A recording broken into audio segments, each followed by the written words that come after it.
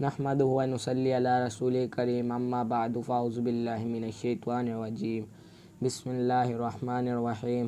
حضور صلی اللہ علیہ وسلم کا حضرت عمر بن خطاب رضی اللہ تعالیٰ عنہ کو دعوت دینا۔ حضرت عبداللہ بن مسعود رضی اللہ تعالیٰ عنہ فرماتے ہیں کہ حضور صلی اللہ علیہ وسلم نے یہ دعا مانگی: اے اللہ، اسلام کو عمر بن خطاب یا ابو جہل بن ہشام کے ذریعے قوت عطا فرما۔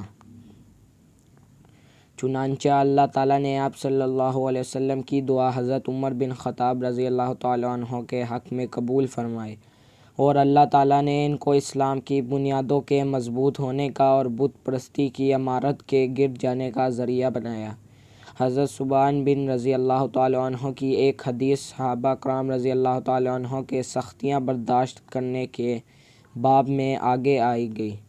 اس میں حضرت عمر رضی اللہ تعالیٰ عنہ کی بہن فاطمہ رضی اللہ تعالیٰ عنہ اور ان کے خاوند سعید بن زید رضی اللہ تعالیٰ عنہ کی تکلیف برداشت کرنے کا ذکر ہے، اور پھر اس حدیث میں یہ مضمون ہے کہ حضور صلی اللہ علیہ وسلم نے حضرت عمر رضی اللہ تعالیٰ عنہ کے دونوں بازوؤں کو پکڑ کر جھنجھوڑا اور فرمایا: تمہارا کیا ارادہ ہے اور تم کیوں آئے ہو؟ حضرت عمر رضی اللہ عنہ نے کہا کہ آپ صلی اللہ علیہ وسلم جس چیز کی دعوت دے رہے ہیں وہ میرے سامنے پیش فرمائے۔ آپ صلی اللہ علیہ وسلم نے فرمایا کہ اس بات کی گواہی دو کہ اللہ کے سوا کوئی معبود نہیں، وہ اکیلا ہے، اس کا کوئی شریک نہیں، اور محمد صلی اللہ علیہ وسلم اس کے بندے اور رسول صلی اللہ علیہ وسلم ہیں۔ حضرت عمر رضی اللہ تعالیٰ عنہ یہ سنتے ہی اسی جگہ اسلام لے آئے، اور حضرت عمر رضی اللہ تعالیٰ عنہ نے عرض کیا: آپ صلی اللہ علیہ وسلم اس گھر کو چھوڑیں اور مسجد حرام میں تشریف لے چلیں، وہاں جا کر کافروں کے سامنے کھلم کھلا اللہ کی عبادت کریں۔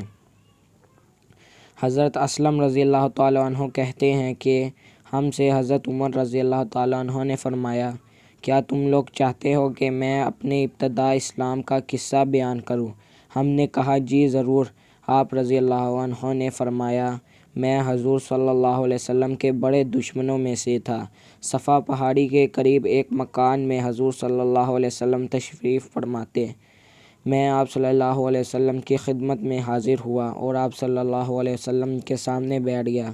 آپ صلی اللہ علیہ وسلم نے میرا گریبان پکڑ کر فرمایا: اے خطاب کے بیٹے، مسلمان ہو جا، اور ساتھ ہی یہ دعا کی کہ اے اللہ اسے ہدایت عطا فرمایا۔ میں نے فوراً کہا: اشہد ان لا الہ الا اللہ واشہد انک رسول اللہ۔ فرماتے ہیں میرے اسلام لاتے ہی مسلمانوں نے اتنی بلند آواز سے تکبیر کہی کہ تمام گلیوں میں سنائی دی۔ نحمدہ و نصلی علی رسول کریم اما بعد فاعوذ باللہ من الشیطان الرجیم بسم اللہ الرحمن الرحیم۔ حضور صلی اللہ علیہ وسلم کا حضرت عثمان بن عفان رضی اللہ عنہ کو دعوت دینا۔ حضرت عمر بن عثمان رضی اللہ عنہ کہتے ہیں کہ حضرت عثمان رضی اللہ عنہ نے فرمایا کہ میں اپنی خالہ عروہ بنت عبد المطلب کے پاس ان کی بیمار پرسی کے لیے گیا۔ کچھ دیر بعد حضور صلی اللہ علیہ وسلم وہاں تشریف لے آئے۔ میں آپ صلی اللہ علیہ وسلم کو غور سے دیکھنے لگا، اور آپ صلی اللہ علیہ وسلم کی نبوت کا تھوڑا بہت تذکرہ ان دونوں کو ہو چکا تھا۔ آپ صلی اللہ علیہ وسلم نے میری طرف متوجہ ہو کر فرمایا: اے عثمان، تمہیں کیا ہوا؟ مجھے غور سے دیکھ رہے ہو؟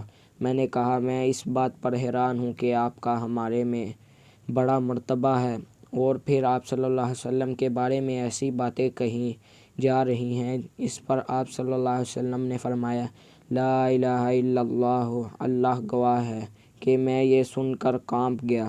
پھر آپ صلی اللہ علیہ وسلم نے یہ آیت تلاوت فرمائی جس کا ترجمہ یہ ہے: اور آسمان میں ہے روزی تمہاری اور جو تم سے وعدہ کیا گیا، سو قسم ہے رب آسمان اور زمین کی کہ یہ بات تحقیق ہے جسے کہ تم بولتے ہو۔ پھر حضور صلی اللہ علیہ وسلم کھڑے ہوئے اور باہر تشریف لے گئے۔